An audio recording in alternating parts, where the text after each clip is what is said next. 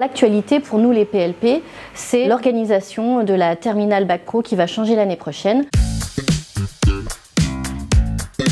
Pour mémoire, la réforme du lycée au Conseil supérieur de l'éducation de janvier avait reçu un avis négatif. Et pour autant, le ministère passe en force et va mettre cette réforme à l'ordre du jour pour la rentrée 2024. Ça va être une usine à gaz, c'est certain, pour nous en terminale Bac Pro.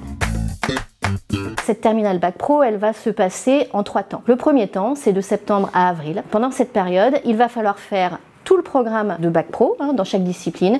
Il va falloir faire passer les CCF et puis il va falloir les envoyer 6 semaines en PFMP. Après, deuxième partie de cette année, ce sera début mai où on va devoir leur faire passer les examens écrits. Et puis alors là, arrive la vraie grosse usine à gaz. Ce sera 6 semaines. Les élèves ont 2 choix. Soit ils les passent en PFMP, donc 6 semaines en entreprise, soit ils les passent au lycée, donc 6 semaines de cours. Ces cours, c'est une trentaine d'heures pour l'instant par semaine, avec 2 tiers d'enseignement disciplinaire et 1 tiers sur les compétences psychosociales. Et là, on se demande bien ce qu'ils mettent dans les compétences psychosociales. Pour l'instant, on ne le sait toujours pas clairement. Puis, au milieu de tout ça, il y aurait 5 heures d'autonomie pour les élèves. Et là encore, pour y faire quoi? On ne sait pas trop.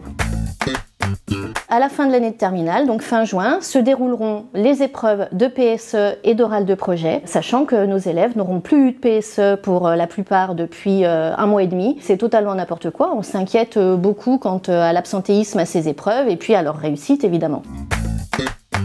Cette année, elle va être un bricolage, c'est de l'amateurisme le plus complet. Ce parcours différencié, il est là uniquement pour répondre à une commande politique d'augmenter le nombre de semaines en entreprise. Cette PFMP, elle devient potentiellement une annexe de France Travail avec le pré-recrutement qui pourra être fait par les entreprises.